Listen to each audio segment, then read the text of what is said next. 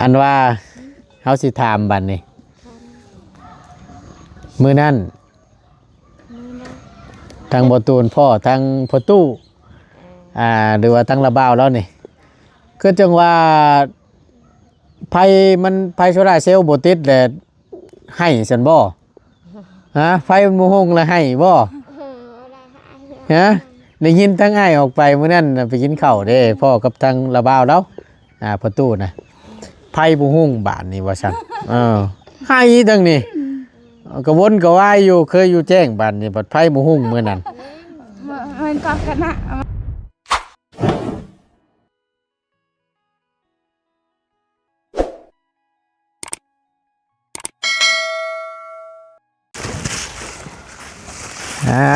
บรรยากาศช่วงแรงๆเด้อพี่น้องเด้อควันกรุกกัวอยู่ สบายดีล่ะสบายดีเอาพบเจอกันน้องพี่น้องเนาะกราบทักทายสบายดีและสวัสดีพ่อแม่พี่น้องเบิดทุกคู่ทุกคนเนาะเป็นอย่างนี้บัดนี่มาฮอดก็จะชวนขึ้นเพื่อนบัดนี่ฮะมันก็เทินเนาะมาฮอดก็จะชวนขึ้นเพื่อนตุอย่างนี้บัดนี่มันหนาวบ่ใช้แล้วหรือบ่นานพักนั่นมาพี่ตะกัวฮะปลูกแล้วปลูกเรียบร้อยแล้วป่ะตู้ใช้ในพักที่เขาชื่อมาให้นั่นตัวนั้นบ่จองแนวนี่จองนานนี้ตัวนี้สิปลูกยังมองนี่หญ้าดอกผักกาด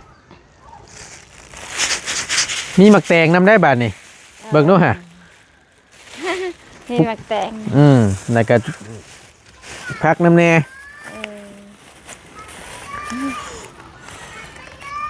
อะไรอันกักลอนพักยังหมักแตงฮะผักกาดผักกาดแล้วก็หมักแตงแค่ได้สิปลูกใช้บัดนี่หมักแตงปลูกนี่นะปลูกนี้มันสิได้อยู่บ่จะสิปลูกมองได้ตุปลูกเท่านั้นนะปลูกเท่านี้ข้างๆมันนี่บ่ปลูกข้างๆมันคักก็ดีเลยพี่น้องนานพักมีตู้อยู่6 ปีจิกคักแล้วบ่อันแถวข้างล่างนะเรียบร้อยเนาะใครอยู่สั่นเอามีตัวปลูกเด้อเขาชื่อมาให้เด้อนี่พี่น้องเอ้ยทั้งนี้ก็ได้ส่วนพักผู้เดียวเรากินเนาะกุ่มปากเราพอได้กลุ่มปากเราว่าสั่นซะไล่ยังกินข้าวแรงหมูมียัง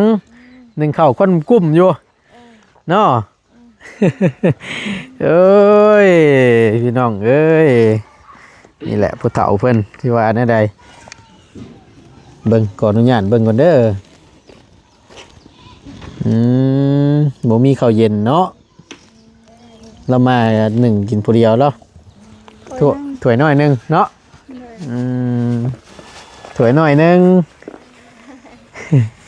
แม่มีเขาชื่อมีมาต้อนพอได้ต้มกินแรงพอดีอุดหนุนท่าน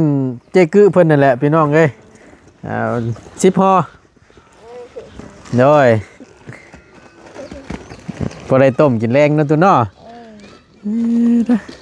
หนาวอยู่บ่แสงแงดอยู่บ่ตั้งพี่ฮะหนาวอยู่เนาะ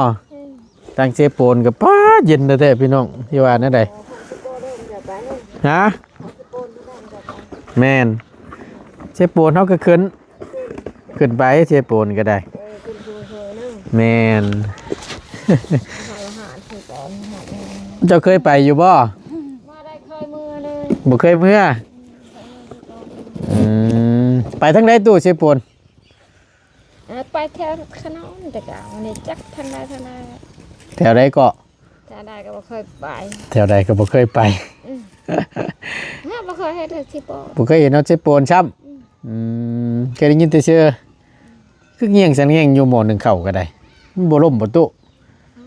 ข้างทั้งนี้มันต่ำได้ตีนเคียงน่ะ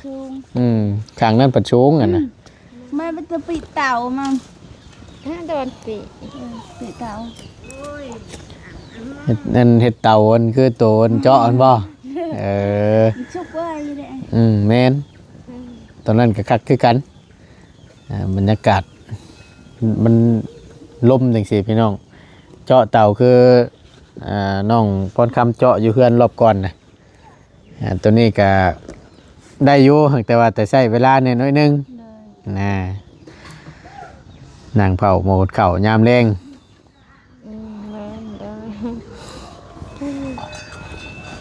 อันว่าเฮาสิถามบัดนี้มื้อนั้นทางบ่ตูนพ่อทางพ่อตู้หรือว่าทางระบ่าวแล้วนี่คือจังว่าไฟโซล่าร์เซลล์บ่ติดแล้วให้ซั่นบ่ฮะไฟมันบ่ฮงแล้วให้บ่ฮะได้ยินทางอ้ายออกไปมื้อนั้นไปกินข้าวเด้พ่อกับทางระบ่าวแล้วพ่อตู้นะไฟบ่ฮงบาดนี้ว่าซั่นให้จังนี่ก็วนก็ว่ายอยู่เคยอยู่แจ้งบาดนี้บัดไฟบ่ฮงมื้อนั้นมันก็กันนะมันก็ไม่จิตการตะเลยเลย ก็ตัวเลย งานมันหก อย่ามันโมง แล้วว่ายันบลุกยัง ฟังลายจากครูมือ ไผสัก มานั่นจาก จากหยังน่ะ มาจากอันนี้ จับโค้ง จากโคมขมอไผ่ จากโคมกับหมอไผมันจะเอา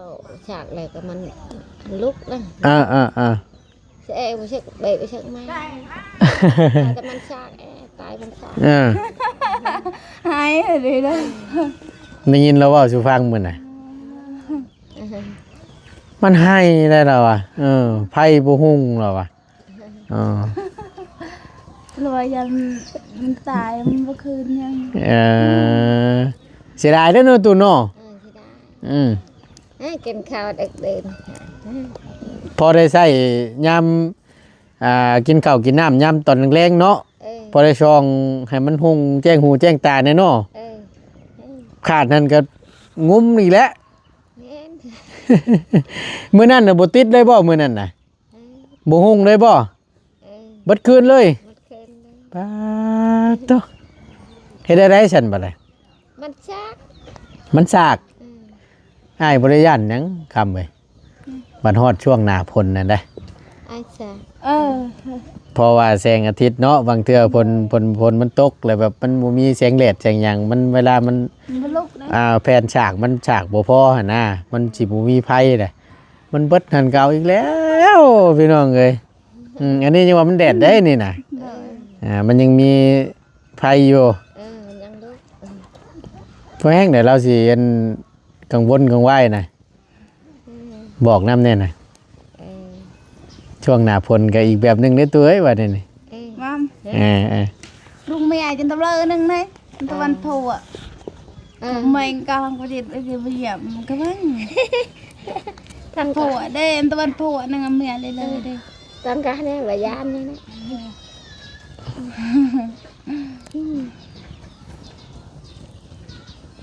บัดช่วงหน้าฝนนี่ก็อีกแบบได้ตัวเอ้ยบัดนี่มันฝนตกลิ้นอยู่เบิดมือเบิดคืนนี่ก็มันหมูมีแสงอาทิตย์ช่องออกมานี่ก็บ่ฮู้คือกันได้บ่ต้องตกใจเด้อตัวนั้นเด้อจังน้อยว่าหุ่งอยู่ดีๆเพราะว่าเห็นลงเดี๋ยวบ่แฮงเนาะหมดลงกันตายแล้วนั่นน่ะตัวเอ้ยเอาได้เข้ามาหาทางแม่ตู้เพิ่นอีกรอบนึงพี่น้องเนาะบ่ตนก็ได้มากับน้องพรคำพากันเข้ามาเยี่ยมยามมาดินนี่แหละก็ว่าสิมาเบิ่งไฟโซล่าร์เซลล์ให้เราพี่น้องเอ้ยพอดีทางตาบ่าวเราพ่อทางบ่ตูนมื้อนั้นแหละเราเว้าสู่พังเราบอกตั้งง่ายนี่แหละว่าไฟมันบ่ติดเราให้ว่าซั่นเอ้าเป็นอะไรเด้บาดนี้ว่ามันบ่ฮู้รถเราให้ว่าซั่นมันมืดเด้ก็สิว่าก็ได้สิเข้ามาเบิ่งว่าเป็นอะไรแน่เมื่อคืนนี่ก็ติดบ่หุ่งอยู่บ่เมื่อคืนนี่ติดอยู่บ่ได้เปิดบ่หรือว่ามันติดโดยอัตโนมัติติดโดยมันตายจ้ะติดตามมันอันชากจ้ะชามันชากแล้วก็มันลุก บ่ช่วงแรงๆคือจังซี่แหละ เออ แล้วบ่นั่นฮอดเวลาเนี่ยมันมาบเลยบ่ เออเช้านี่เนี่ยมันหมด ประมาณจักโมงมันหมด โอ้จนเองลูกจนชอยเลยอันจังหมดเองลูกแต่วันหนาชอยได้สานี่ไป นอนรับคักปัญญังเนาะตื่นช่วยบ่มื้อเช้านี่ แม่ อืม มันจะชกข่าว จักโมงตื่น 5 โมงพอแล้ว 6 โมง กันดานอ่าน ฮะ จนได้ เจ้าก็จะชกข่าว โอ้อ่ เองว่าปกหัวเตือนแล้วเตือนเห็นก็จะนึ่งข่าวแล้วก็นอนไหม อะไรก็ แต่ว่าปบหัวนี่ตื่นแล้วเห็นก็เจ้านึงเขานอนไหม มันอุ่นบ่อืมตื่นมาแล้วเห็นกับเจ้าหนึ่งเข้ากลับไปนอนใหม่บ้านนี่จนช่วยติ แม่มันก็ช่วย แน่กิตเว้นจนขึ้นบ่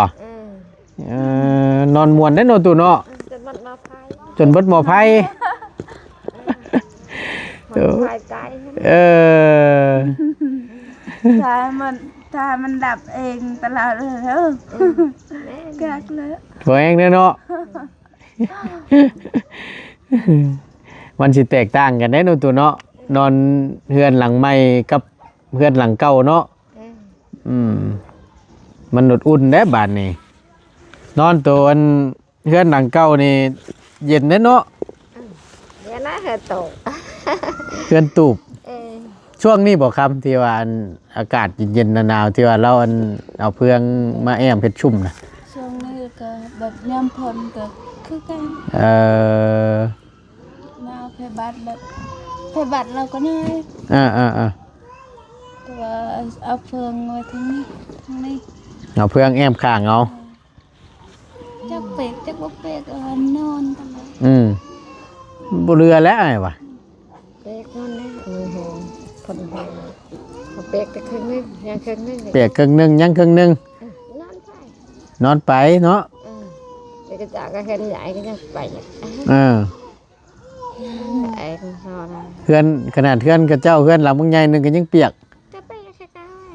มันสาดเขาเนาะ จ่าก็จะรอด เป๊กทั้งระยะเลย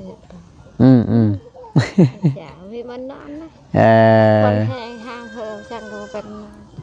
ไฟกันหลายคนกับเป๊กรอดมา เรางามเลยพี่น้องเอ้ยตั้งแต่ยังสาวนี่บ่ธรรมดาเด้นี่ เนาะครับเนาะ เห็นลูกสาวเราผู้หนึงผู้เอาผู้วันทำแลได้ บ่ เข้าเลยได้ คนข่าวแน่ เข้าแล้วเงิน บ่ผู้ได้เห็นผัวอยู่บ้านเชียงแลโคกนะโอ้ เอาผัวด้านมาเลย ผัวแล้วนะผัวน่ะลำ ดำมาเลย โอ้ยเนาะเอาส่วนหลายมันสิมักนู่นนั่นแน่นอนไงส่วนหลายนะยิ่งเตือบัดเมียบัดงามบัดผัวไปว่าเว้าขอโทษนะพี่น้องบางคนได้ผัดเบิ่งคือตัวบ่ชมแท้นะส่วนหลายหั่นนะตามที่อ้ายเคยเห็นมานั่นน่ะก็สิว่านี่นะกะยามันหลอกกันนำเอากันแล้วก็ให้ฮักให้แพงให้อยู่ร่วมกันบ่ปะบ่ถิ่มกันก็พอแหละแล้วตู้เนาะแม่นว่าเอาไปแล้วตีกันนี่ก็บ่ได้อีกแล้วป้าตั้งแต่กี้ข่อยเห็นเจ้าคือว่างามอยู่ว่ะบัดพ่อไปมาแล้วคือขี้ไล่แท้ว่ะเอาอีกแล้วเนาะบ่ได้แล้วเฮ้ย คือ1ค่ำแต่ตู้มื้อนี้เข้าแรงน่ะ คำเลย หือ ไอ้มันคำ ยามได้มันสิอายขึ้นบาดนี่มันยามได้สิได้กิน คำพอแล้วไอ้นั่นเกิด นะ คำพอ คำบุญติเด้อยังดีแต่ว่ามันบ่ล้มมันได้พี่น้องเอ้ยกาบหยังนี่กาบไม่เชือกขึ้นมาจักอันนี้เบิ่งนี่ แม่น กาบไม่เชือกนี่เด้ตัวไอ้ผ้าใช้ได้น่ะพวกนี้น่ะไม่น้อยๆแนวนั้นบ่นี่มันใหญ่ มันใหญ่โพดไว้เฮ็ดละกัวซะเนาะ ค เก็บอันเทนี่ เออ เก็บก้อนอันเทนี่ หาเก็บหาก้นเอาแถวนี้เนาะ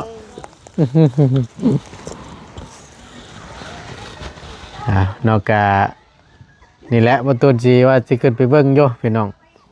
อันโตประมาณจังโมงนี่มันติดนี่ สามโมงยามเขากินข้าว ช่วงเฮากินข้าวช่วงแรงๆกันบ่อืมช่วงแรกน่ะมันสิติดเนาะ โอ้ย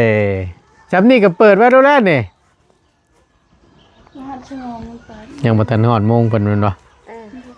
อ เฮาเปิดเอาอันนั้นโดนแหละรีโมทเปิดเอาก็ได้สิเป็นหยังรีโมทน่ะ ถ้ามืดเปิดเอาเอง ฮะ เปิดเอาเอง แต่ว่ามันยังบ่นั่นกันเนาะลองดูขึ้นไปเปิดให้เฮาเบิ่งมึงดู เปิดหมดมาให้ เปิดรีโมทมันน่ะลองมึงดูเป็นแนวใดแน่ เดินซ่านะแม่เดินซ่า เอาขึ้นไปไว้น้ำไปกองมีน่ะ ว่าซั่น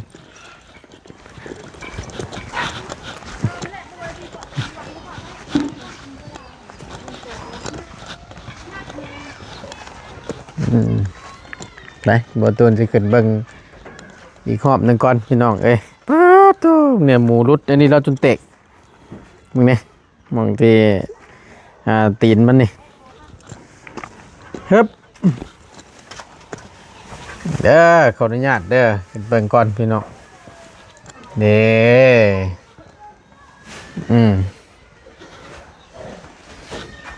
ว่าบ่ตูนอยากเบิ่งเลยพี่น้องว่ามันถ้าสมมุติว่าไผมันติดแล้วแต่มันสิเครื่องเข้าไปฮอดทางในหุงชำใดนะก้ยคักเดี๋ยวนี้นี่ อันลองมึงหน่อยตุ๊ลองเบิ่งเข้าไปเบิ่งประตูเฮาขออนุญาตเด้อเฮาขออนุญาตเฮาเข้าไปเบิ่งทางในแหละลองให้เจ้าปิดประตูเบิ่งเด้อว่ามันสิหุงชำใดเด้อเบิ่งเด้อบ่เป้าปิดก็อย่าเบิ่งประตูสิสาธิตให้เบิ่งพี่น้องฮึบนอนกลางคืนก็ล็อกอยู่แล้วว่านี่ล็อกอยู่เนาะใช่มันติดยังพี่น้องเบิ่งนะเบิ่งประตูสิขอเนี่ยปิดแพทก่อนจักหน่อยโอเคมันช่องเข้าตามทวนนี่เนาะตามทวนตามมันนี่เนาะพอดีนอนรับคักปัญญังเนาะเอาคักละถ้าว่านั่นก็เปิดนี่ก็หุงไปแล้วนี่หุงทั้งนอกและใน สวยงามเนาะ พอดีงามไปหมู่หงเราโดนกระวนกระวายแล้วมื้อนั้นพี่น้องเนาะทางพอตู้เราบอกว่าตู้นี่แหละก็เลยว่าเดี๋ยวสิเข้าไปเบิ่งเด้อว่าหั่นนะคักแล้วบ้านนี้หงแหละเปิดไปโดดมันนั่นแหละคำเลยเด้ออกมาบ้านนี้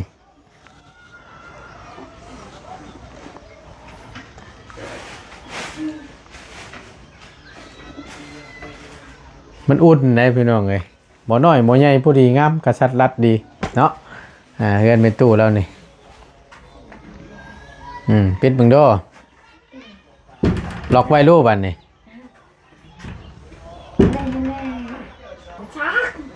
นี่ ล็อกอันนั้นประตูกึ่งกัก เนี่ยมันแหลวบ่เนาะให้ได้เลยแถวอ่ะ น่ะมันหักด้านหัวไอ้ว่าตักมือมันแห้งกันแห้ง ฮะ มือมันแห้งท้อนเลยนะ งานกักมันปกักเองแบบนั้น โอ้ยมันกำลังธรรมดาแหละอันนี้ แบบนี้ ได้น่าจะออกมาก็ล็อกนี่ปั๊บนี่แล้วก็โดนกุญแจช็อตใช้รถนี่ มันล็อกเท่านั้นนี่มันอยู่ทางนี่ อยู่ทางไหนตัว มันอยู่ทางใต้นะมันมาทางกันทางนี้ทาง กับมันตรงกันบ่ มันอยู่ทางนั้นอันนี้อันนั้นเบ็ดให้เองมาหน่อยเห็นมันทำอันนี้มันก็ได้มันฉาบเบ็ดมันมาทำเบิ้งเขาสิเบิ้งให้ เบิ่งประตูสิเบิ่งให้เพิ่นก่อนพี่น้องอึ๊บ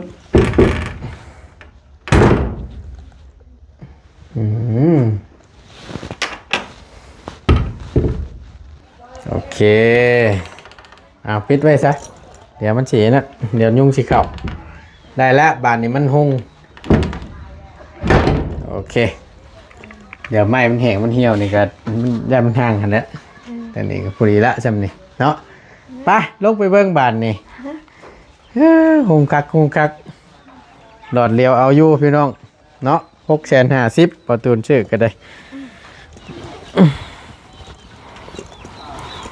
อึ๊บ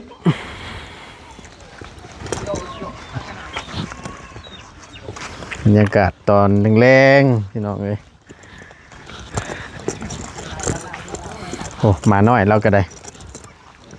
อันนี้เขาเอาเบิดแล้วบ่ตู้มาน้อยนี่เอาไปแล้วเนาะเกียร์ยังบ่มีไปเอาในสิคอเพื่อเรียกแหน่จักตัวว่ะเห็นเด้พี่น้องไอ้ห้องกี้แหละคักละบานนี่ แต่อีกว่าเนาะประตูเราเล่าสู่ประตูฟังมื้อนั้นเนาะว้าเป็นอะไรคือจังว่าบ่ติดว่ะ ใช้คือนั่นอายแท้ใช้น้ำลายดิบจังเนาะฮะ ฉันนี่แต่ก็ บ่ ได้กำลังกระพด กำลังพดน้ำม.1กำลังพดไม่กลับไม่เสือกเนาะมันหนดโจ้คือว่าเนี่ย คือว่าเราใส่นะมันนึงลายแล้วแต่ว่าเกิดนี่ให้เพิ่น ลองหน่อยลองยกมึงหน่อยละ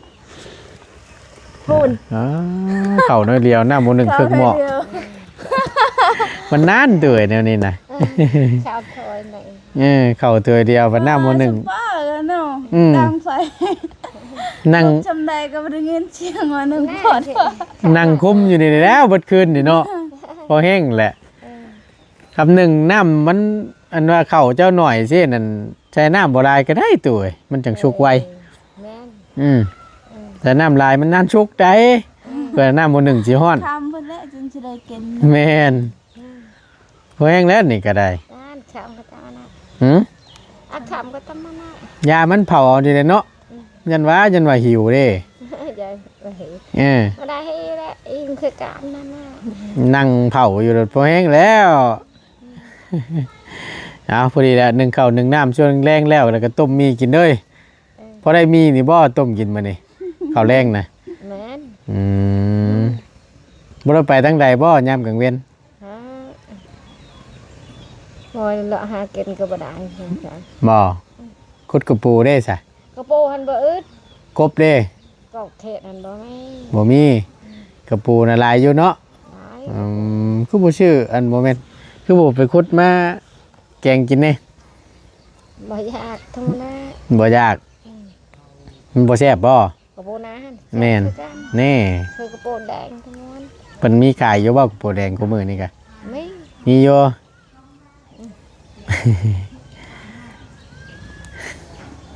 เอามีแต่ว่า1ข้าว1น้ำซั่นเด้อซั่นเด้อเดี๋ยวเฮาก็สิได้กลับออกก่อนเดี๋ยวมันค่ำมันมืดแหละ เออ ย่านผีนะเฮาก็ได้ผ่านผีประชาครับ เอา เนาะ เอ้ย เมื่อชงเอาบ่ บ่ นาน ไปคำไปนี่ไปคำมืดเลยเพื่อออกตั้งง่ายก็ได้เนาะไปไว้มื้อหน้าเดี๋ยวสิมาเยี่ยมใหม่เด้อ เออ มาบัดนี้คงสิได้กินได้หมักแตงบัดนี้เด้อ เออ ปลูกเด้อ เออ ไปสบายดีเด้อ เออ สบายดี โดยสาธุ โดยไปเนาะโอเคพี่น้องเอ้ยเนาะทางบนต้นก็จะได้ขอจบคลิปปิดคลิปก่อนขอบคุณในไลน์ด้วยพี่น้องเด้อที่คอยเป็นกำลังแห่งใจเนาะและเบิ่งคลิปให้โดยบุกามโฆษณาสิ่งที่สำคัญอยู่ดีมีแห้งพบเจอกันคลิปหน้าพี่น้องสบายดีเด้อ